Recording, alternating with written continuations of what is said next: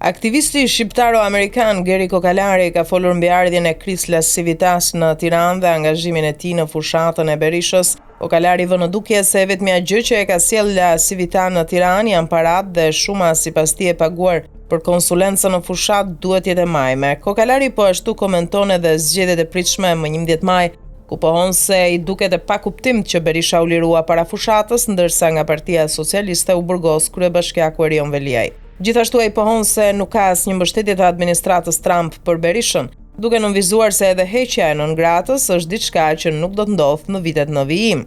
Kokalari komenton nismën e Berishës për një ligj anti-Soros, ku nënvizon se e gjitha është një shfaqje, pasi sipas tij njerëz pranë Trump kanë bashkëpunim të ngushtë me fondacionin Soros. Në fund të intervistës, Kokalari flet edhe për marrëdhëniet e pritshme të Shqipërisë me SBA-t nën administratën Trump, duke pohuar: Shqipëria duhet të mbajë sërish marrëdhënie të mira me SBA-t. Shqipëria i ka dhënë shumë gjëra SBA-ve në lidhje me sigurinë rajonale për luftën ndaj terrorizmit.